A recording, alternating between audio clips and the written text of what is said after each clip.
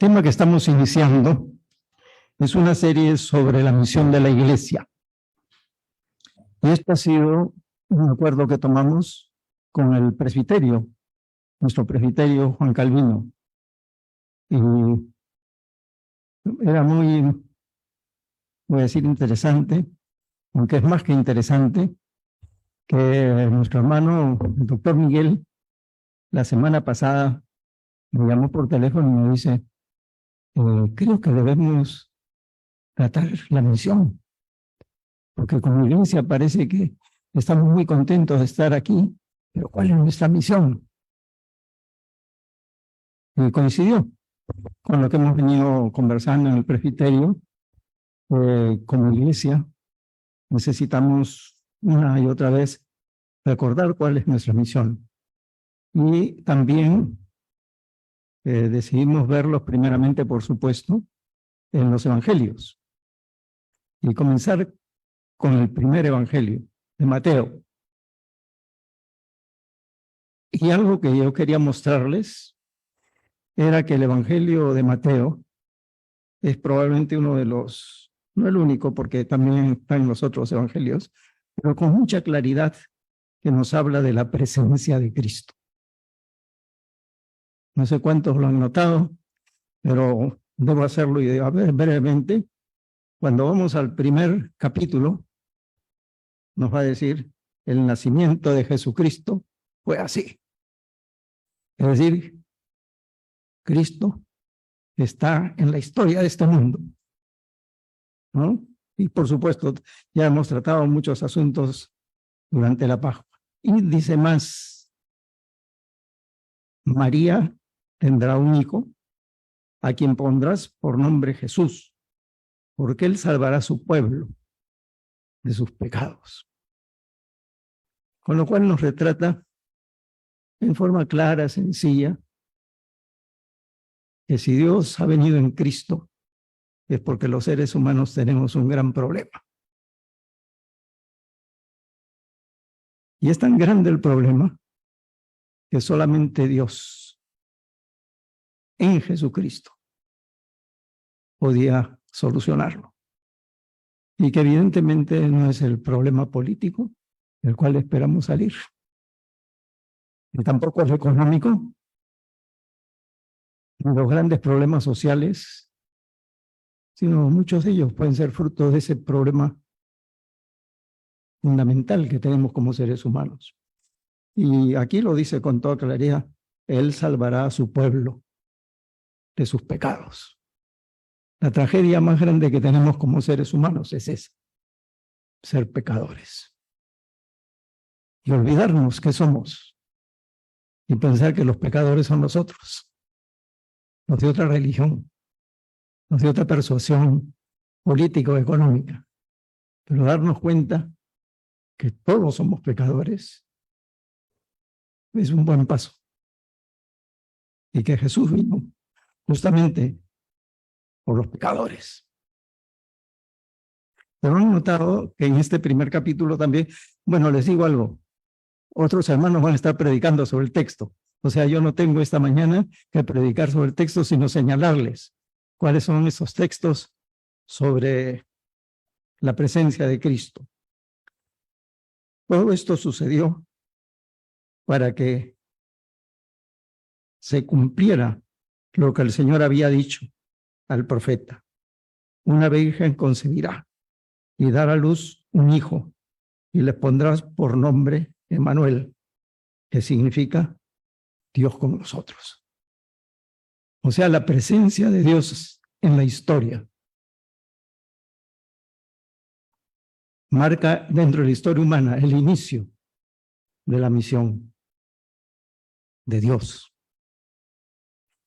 que se realiza a través de Cristo y que viene con la presencia también del Espíritu Santo. O sea, la misión es una obra del Trino Dios. Y en este caso hay dos elementos que son sumamente importantes de notar. En el texto que ya venimos leyendo es que Dios ha hablado.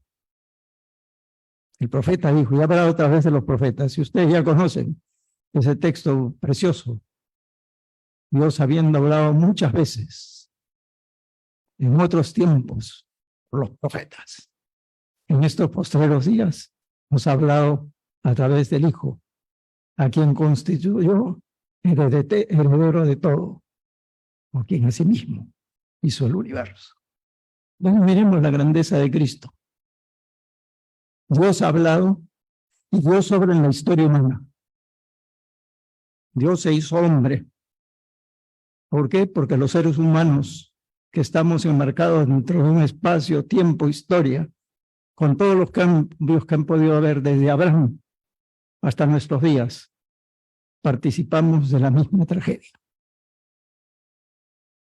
Dios ha hablado y su palabra final y su palabra total ha sido su Hijo. Y el Verbo se hizo hombre, se hizo carne y habitó entre nosotros. Y de su Hijo da testimonio a la Sagrada Escritura, que es la palabra de Dios humillada, como se humilló también Dios haciéndose hombre. Le digo la palabra de Dios humillada dentro de la Biblia, que fue transmitido a hombres pecadores, tal y conforme eran, pero nos ha hecho llegar a través del libro el mensaje que Dios quería, que de principio a fin tiene como tema principal, como protagonista principal a Jesucristo y como tema principal la salvación de los seres humanos. Y no voy a decir más allí, pero si ustedes van y ven el texto está hablando de eso. Luego en el capítulo 10, para aquellos que les gusta tomar notas, en el verso 40, el que los recibe a ustedes, me recibe a mí, y el que me recibe a mí, recibe al que me envió. La presencia de Cristo. Y está hablando de sus discípulos.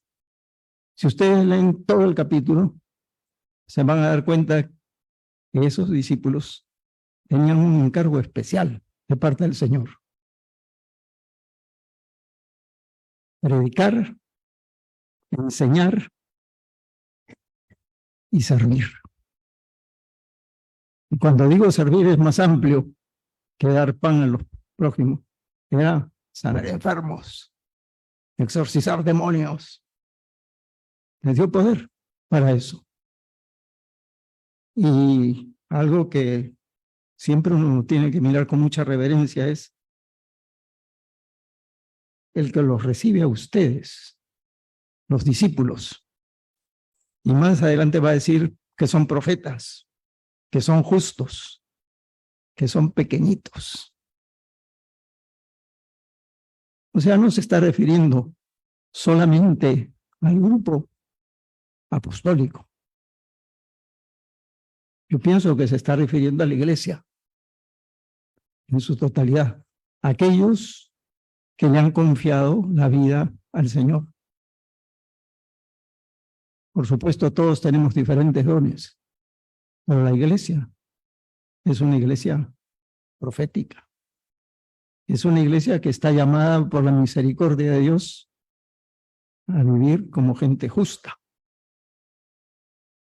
Y que probablemente el más grande o la más grande de sus virtudes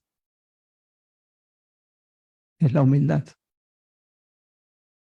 Los pequeñitos, los insignificantes,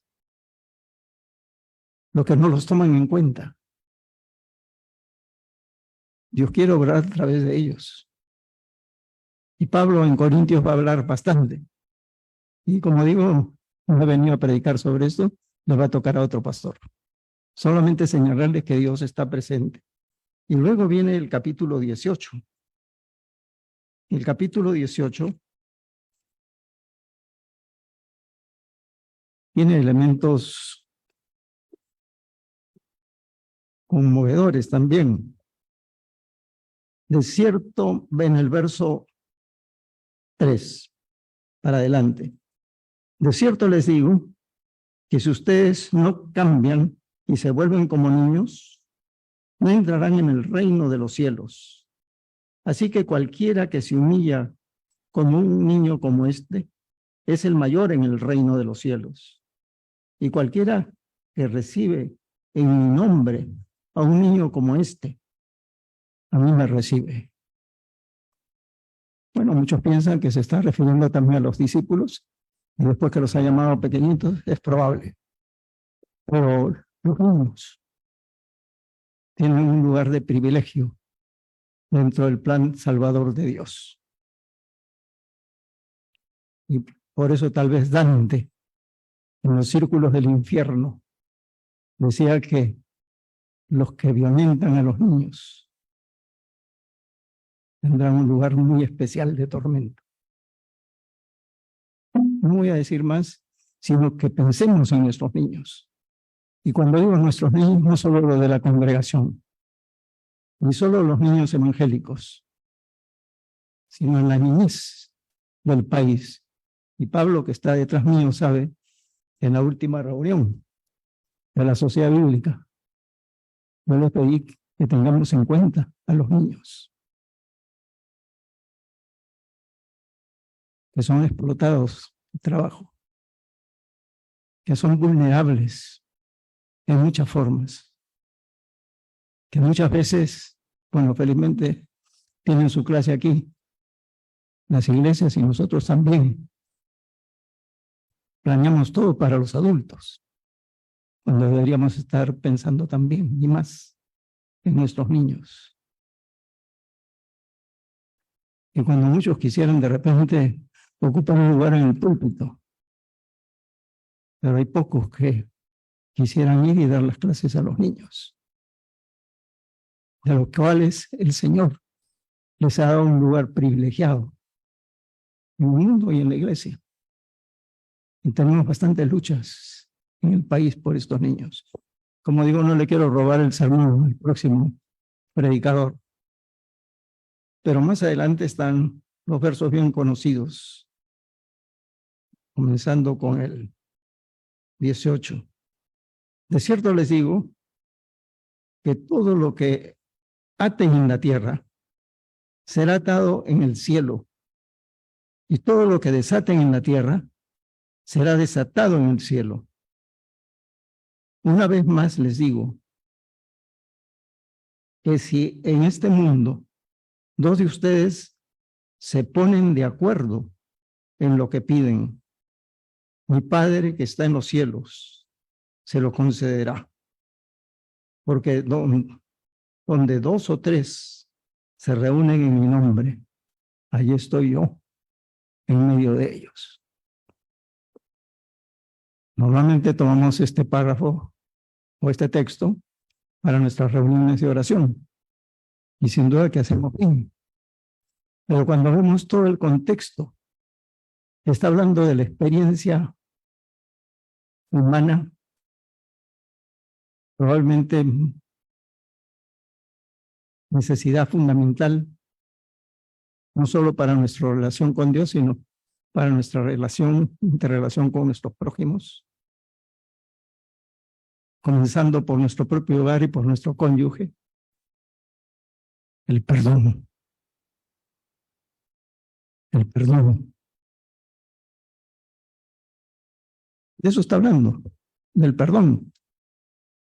Entonces, la experiencia más profunda que puede tener un ser humano es la de ser perdonado por Dios, pero también de perdonar a su prójimo. Y si ha hecho mal, pedir perdón. No, supera lo que nos gusta, lo que quisiéramos hacer. Señor, haz que te sirva en todo lo demás, pero no me hagas que le pida perdón a fulano de tal, ¿no?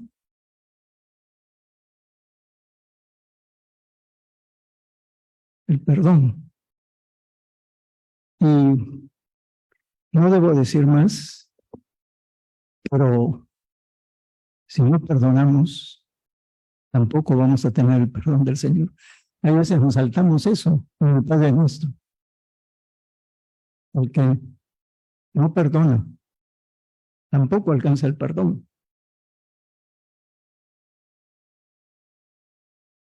Y no debo decir más.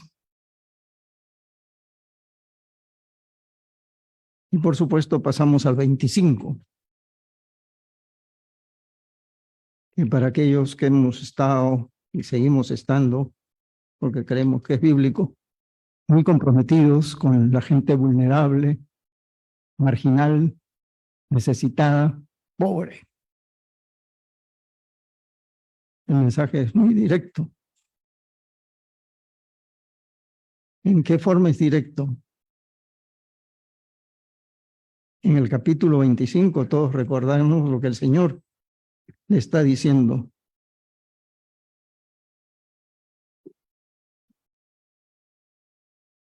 Venid o vengan, benditos de mi Padre, y hereden el reino preparado para ustedes desde la fundación del mundo, porque tuve hambre y ustedes me dieron de comer. Tuve sed y me dieron de beber. Fui forastero y me recibieron. Estuve desnudo y me cubrieron. Estuve enfermo y me visitaron. Estuve en la cárcel y vinieron a mí.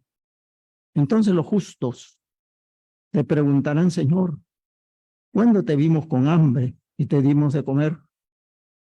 ¿O con sed y te dimos de beber? ¿Y cuándo te vimos forastero y te recibimos? ¿Y desnudo y te cubrimos? ¿Cuándo te vimos enfermo y en la cárcel y te visitamos? Y el rey le responderá, de cierto les digo que todo lo que hicieron por uno de estos mis hermanos más pequeños, por mí lo hicieron. Entonces, lo que estamos viendo es la presencia de Cristo en la historia, en el mensaje, en la experiencia con el grupo más vulnerable que puede haber en la sociedad, los niños, y en la experiencia más profunda del ser humano, que es el perdón. Y aquí, con los necesitados, insignificantes, pobres, marginados. Seguro que el Señor nos debe estar diciendo algo como personas, en forma personal, pero también como iglesia. Es decir, cuando se solicita el kilo de amor para poder entregar a alguna familia que esté en necesidad, se enmarca dentro de esto. Cuando hemos comenzado labores sociales, como la que realiza MISUR, Misión Integral Urbano-Rural, o el servicio de Operación Andrés, en el cual participan hermanas de nuestra iglesia, que han sido apoyo a todos estos ministerios. Estamos tratando de cubrir, pero lo importante en todo esto es que yo quería que noten la presencia de Cristo. Ahora, ¿es una presencia real? El Señor dice que los que reciben su mensaje, lo reciben a Él. ¿Será realidad eso? Y ha cambiado tanto la comunidad evangélica, queridos hermanos. Hace ya, puede ser bien, algunos años antes de la pandemia, un grupo muy significativo aquí en Lima me invita para hablarles sobre la evangelización. Y yo les digo sencillamente, tomando Juan y otros textos, que necesitamos recibir en nuestra experiencia personal a Cristo como Señor y Salvador. Parecía que estaba hablando, no eran extremistas de izquierda, era gente súper conservadora, que no pensaba que realmente Jesús viene a la vida de un creyente por su Espíritu Santo. Entonces que todo se arregla viniendo a la iglesia, saliendo de la iglesia, o también apoyando a los pobres. y que no hay necesidad de ninguna otra experiencia. La situación es bien grave, porque Dios está presente, y eso es desde el Antiguo Testamento, lo acabamos de ver, y la presencia de Dios es la que en el caso que hemos leído de Moisés, es la que hace posible que la persona y la iglesia puedan cumplir su misión. Si tú no vienes conmigo, yo no voy.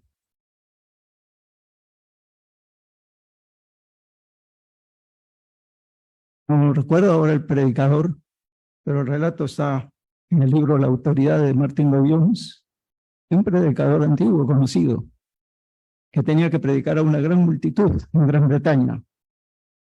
Y se acercan al lugar donde estaba hospedado porque se estaba demorando, no salía. Y en la puerta escuchan, si tú no vienes conmigo, yo no voy. Y clamando en oración, si tú no vienes conmigo, yo no voy. Pues hemos perdido ese sentido, muchas veces, de la devoción a Cristo, de que el Señor realmente está presente, que reclama la totalidad de nuestra vida, que no nos deja. Y en realidad, si no nos acompaña, todo es un juego religioso y nada más. Que podemos estar repitiendo algunos textos, pero nada más. Todo lo puedo en Cristo que me fortalece, sí. Pero ¿saben lo que sigue? Ustedes hicieron bien en ayudarme en mis aflicciones. Porque la presencia de Cristo se revela muchas veces en atender también las necesidades de nuestros hermanos. Y su presencia es la que nos puede mover a hacer cosas que ni siquiera pensamos. La presencia de Cristo. Y en la presencia de Cristo, finalmente, el 26, lo dejo porque es el sacramento. Pero paso al final, al 28. No les quiero robar, como les digo, los sermones. Solamente un alcance, porque son conocidos los textos. Toda autoridad me ha sido dada en el cielo y en la tierra. Por tanto, vayan, todos lo conocemos. Y yo estaré con ustedes todos los días hasta el fin del mundo. Hemos hecho bastante énfasis en la soberanía de Dios que hace posible que la iglesia pueda ser discípulos. Y eso es verdad. Porque Cristo es soberano, la iglesia puesta en sus manos puede cumplir su tarea. Vayan y hagan discípulos. Pero la parte final, y yo estaré con ustedes todos los días hasta el fin del mundo, nos gusta, porque a quién no le gusta que el Señor esté con él, siempre. Pero ¿no será que están vinculadas las dos cosas? Es decir, vayan y hagan discípulos, porque yo estoy con ustedes todos los días hasta el fin del mundo. Y que una forma de que constatemos que Él está con nosotros es que hagamos discípulos.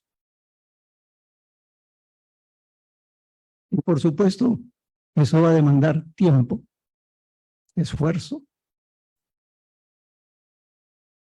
vencer nuestros miedos y temores. Y por supuesto, tampoco eso no se va a hacer solo del púlpito. Se puede hacer en las casas, en un grupo de oración, en leer la Biblia con nuestros vecinos. Y yo no les estoy hablando de, vamos a decir, de lo que se puede hacer. Es algo que el Señor nos ha permitido ver en nuestros años de vida. Ayer el culto, ayer no, el domingo pasado, para todos los que vinieron, el culto les debe haber parecido tan diferente, ¿no? ¿Qué había acá? Un féretro.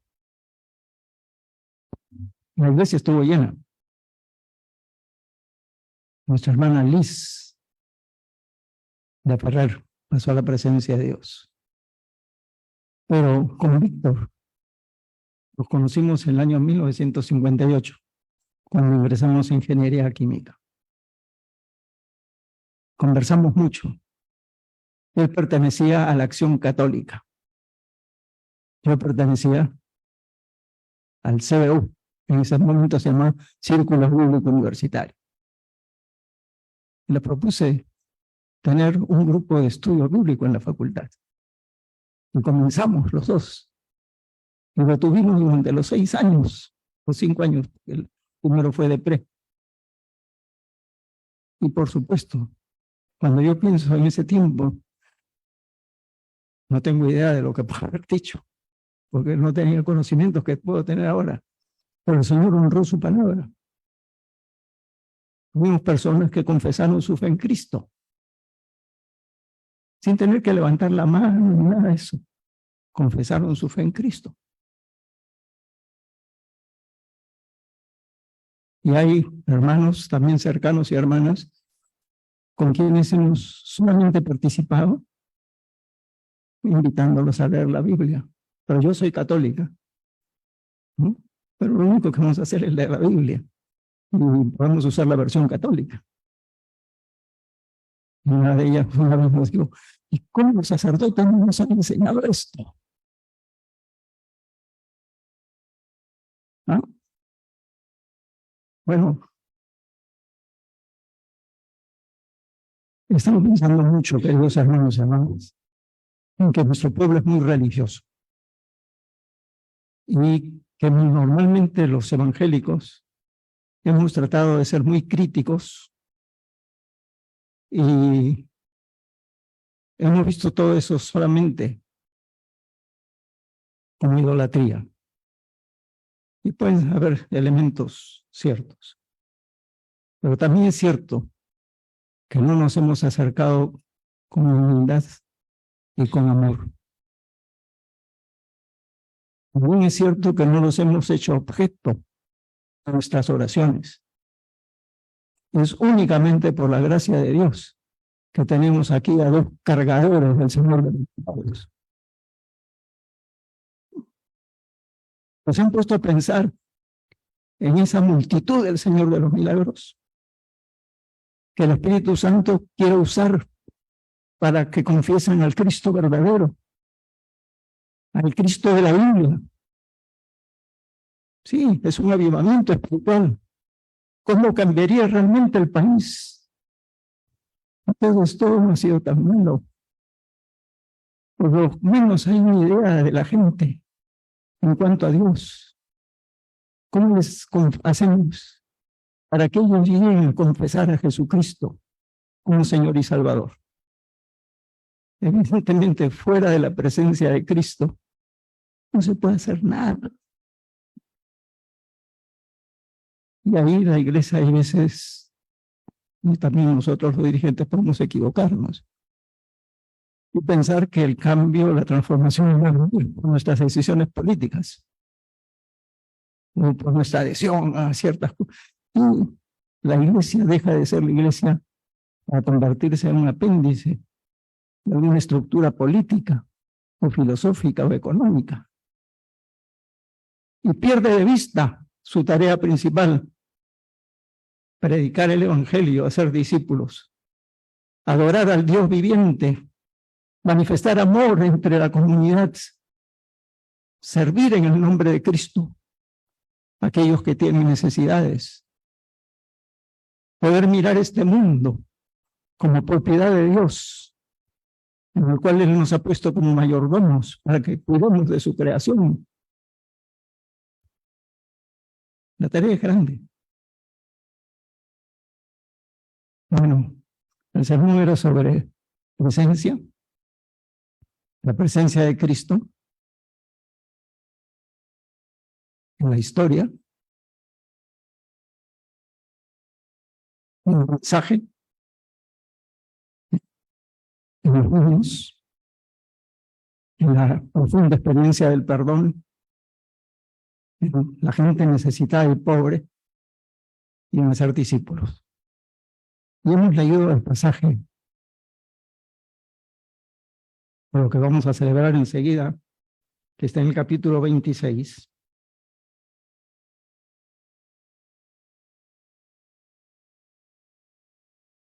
capítulo 26.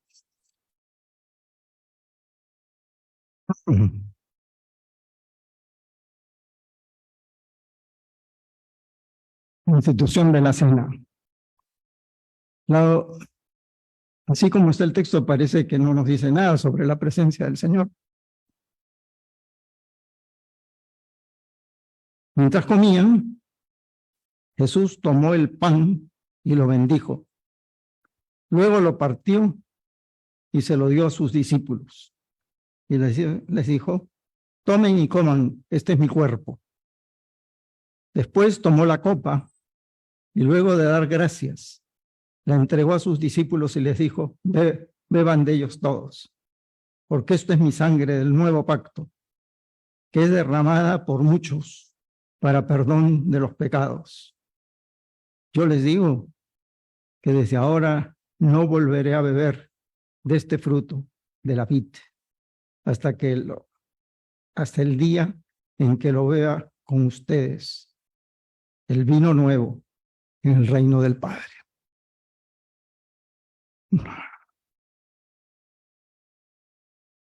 La Santa Cena tiene varios nombres. Uno de ellos es Eucaristía. ¿Qué quiere decir Eucaristía? ¿Ah? Acción de gracias. Gracias, Eric, por estar aquí y ocuparte el manejo de los sistemas. Gracias, Reinaldo, por tocar el piano. Gracias, Jonathan, por la batería. Pero cuando decimos acción de gracias, a veces no pensamos que realmente le estamos dando las gracias a Dios por Cristo. Y que le damos las gracias, ¿por qué? Porque este Dios que obra en la historia se metió en nuestra historia y nos llamó al conocimiento de Cristo y tocó nuestras vidas. De manera que estar en un culto tiene sentido. Que no lo hizo porque éramos las mejores personas, porque pertenecemos al género humano, porque somos pecadores, y que para llegar a Él tenemos que llegar de rodillas, pidiendo perdón.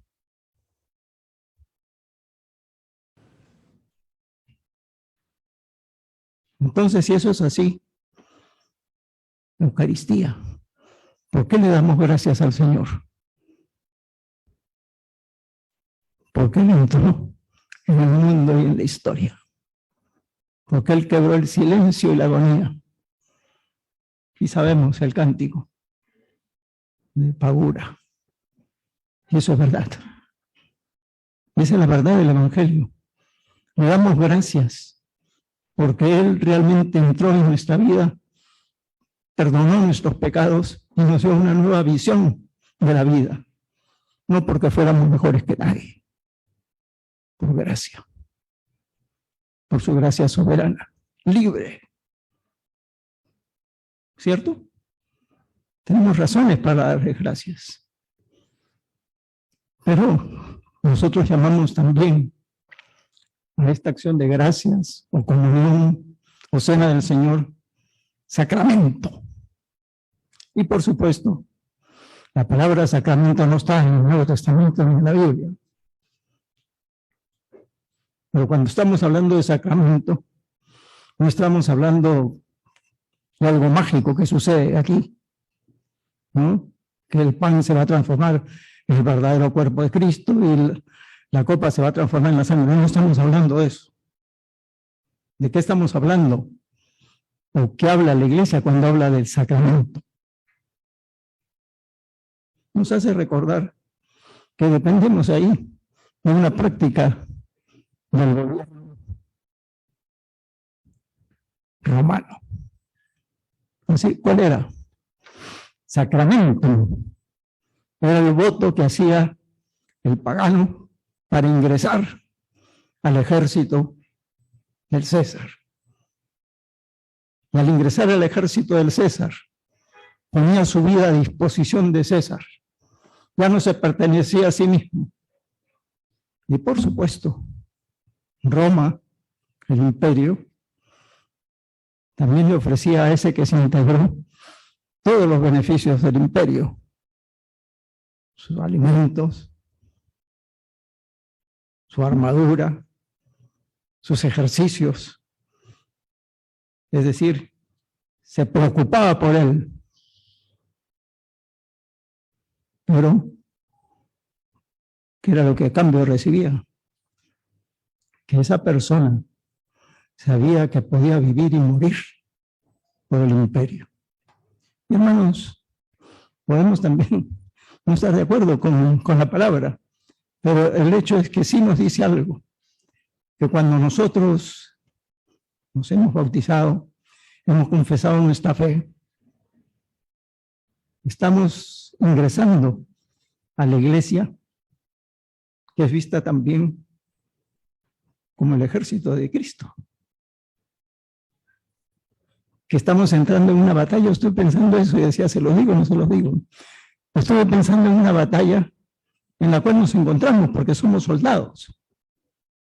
Y como soldados tenemos que luchar, pelear. El problema es que a algunos les gusta pelear en el cuartel, pero no en el mundo donde está la lucha. Y por eso tenemos tantos problemas en las iglesias. Están peleando en el cuartel y se olvidaron que el problema está en el mundo. Que ese es el campo de batalla.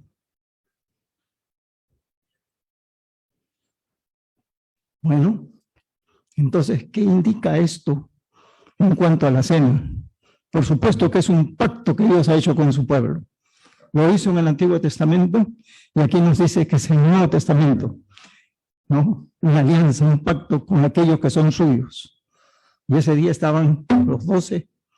El texto hace mucho énfasis en que uno lo traicionó, pero estaban aquellos que habían estado con Jesús, que habían participado estos años de su vida, de sus enseñanzas. Y él quiso comer con ellos. Y entonces, ¿cuál era la responsabilidad de ellos? Prepararle la cena. Y los diferentes evangelios acentúan mucho eso, que estar en la disposición de obedecer al Señor y de seguir caminando con Él. Bueno, lo cierto es que ahora Jesús no está en forma visible, pero ¿cómo llegamos a conocer a Jesús? ¿Cómo es que nos relacionamos con Dios y sabemos que es real? Obviamente no va a ser por el vino, es por la fe. Entonces, cuando nos acercamos a la mesa del Señor, podemos acercarnos con fe, de que Él nos está presidiendo, de que Él nos ha invitado, de que Él quiere ofrecernos Él mismo, ya lo vimos antes, para que podamos cumplir en este mundo la misión, vivir una vida que le agrade a Él. Y eso debemos tenerlo presente. Jesús, dicen, bueno, en la teología reformada, está presente en forma real y espiritual. Pero los otros también son forma real y espiritual. Es decir, sí estuvo en este mundo, sí murió en la cruz, sí dejó la tumba vacía. Eso no es que la iglesia lo inventó. Sigue siendo verdad que cuando se proclama el Evangelio hay gente que cree. Que cuando estamos cuidando de los niños como debemos, estamos haciendo un servicio a Él. Y me acordaba de un viaje que tuvimos con la Comunidad Internacional de Estudiantes Evangélicos a una reunión en Holanda. Y de regreso, uno de los secretarios generales del movimiento me trajo en su carro con él hasta Alemania. Y le digo, ¿conoces a las hermanitas de María? Perdón, las hermanitas evangélicas de María. Me dice, sí. Era un grupo de hermanas evangélicas que se habían unido y se llamaban Evangélicas de María. Y habían construido todo su local recogiendo ladrillos de la guerra. decir que ya no servían. Y habían hecho una cosa impresionante. Bueno, cuando llegamos, dice, ¿se van a quedar al almuerzo? Sí, nos íbamos a quedar. Y nos invitan a pasar a un salón y nos empiezan a servir contenedores y cubiertos de plata. Es decir, todo lo mejor, ¿no? Pero esto, qué cosa tan especial. No importa quién sea el que venga, ni de dónde venga. Nosotros lo queremos recibir como lo haríamos con el Señor. Esa conciencia muchas veces nos falta.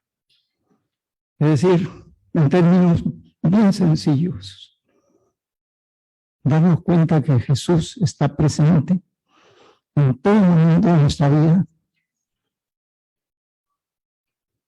y que la oración debe ser parte de nuestra vida, que debemos tener un tiempo, diríamos, en términos muy conservadores, de devoción personal.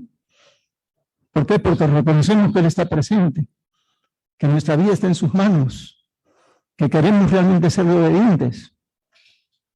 Aparte de eso, ¿de qué misión vamos a hablar? Aparte de eso, ¿qué le vamos a ofrecer al país? Si lo que le ofrece en la cena es hacernos más parecidos a Él. Por supuesto, en nuestro carácter, nuestros arranques irascibles, dominar a la bestia, sujetar nuestra mente, nuestros pensamientos. Bueno, yo no le estoy robando el sermón a nadie, por eso es que me he explayado. Que esta Santa Cena, en esta hora, sea un tiempo prolongado de seguridad. Pero no la seguridad que está en nosotros, sino de aquel que ha hecho un pacto con nosotros. Es la sangre del nuevo pacto. Dios se relacionó con Israel a través de un pacto. Con Cristo ese pacto es un nuevo pacto, sellado con su sangre, con su muerte en la cruz. Él dio todo por nosotros. Será mucho que nos pida consagrar nuestra vida a Él. Que no importa la tarea que tenemos que realizar en la vida, no importa qué profesión, no importa qué lugar ocupemos, sepamos que lo hacemos con Él, por Él y para Él, que significa bendición para otros. Por eso, anoche creo que lo dije también, me lo voy a terminar repitiendo. Yo he llegado a la conclusión que ya sea en el doméstico, ya sea en cualquier actividad, no puede haber nada más grande que yo le pueda desear a una persona. Que Dios te bendiga y te haga bendición. Eso es lo que creo que de alguna manera me interpreta todo el mensaje.